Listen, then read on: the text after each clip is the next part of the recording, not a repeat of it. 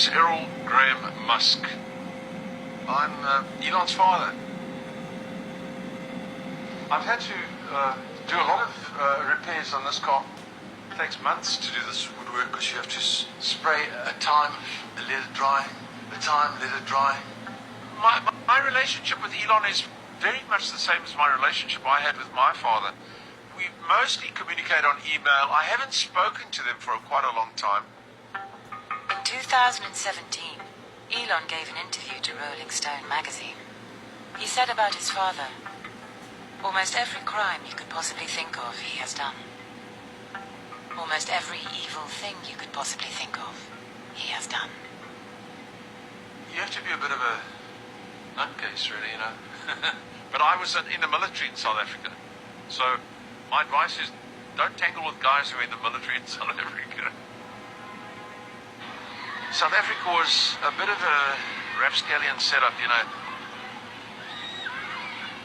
Getting knocked about was pretty normal. I mean, if you did well at school, they would wait for you at the exit at the school and pommel you with their bags. So, I mean, if you call that bullying, we had a lot of that.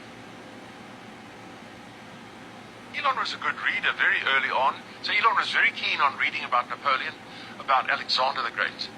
And he even had a copy of Napoleon's Last Will and Testament, which is in French. People would say to him, are you reading that big, thick book, little boy? Some idiot would say to him. And Elon would say, what, are you stupid? You think I'm just looking at the pictures or what, you know? so, you know, but he liked to be with the adults in company. So if the other kids were running around playing, he would like to sit with the adults. He was often told, why don't you go and play with the children? And he'd say, no, I'd rather sit here with the adults. This engine was used for many, many cars from about 1968 to 1986. I had a lot of nice cars during Elon's youth. Porsche and Mercedes, Ferrari and Maserati. He was always interested in taking the doors apart and all that sort of stuff, because sometimes you had to fix something and he would do it. He would open it up himself for me. I wouldn't say he was the best mechanic, you know.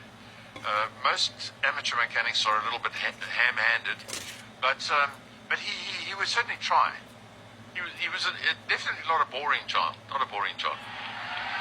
I'm actually making history tonight as the first person with Asperger's to host SNL.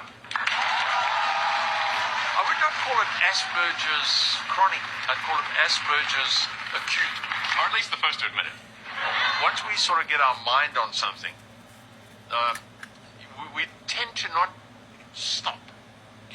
Not so much you can't sleep, but you wake up, you go to bed with it in your head, you wake up with it in your head.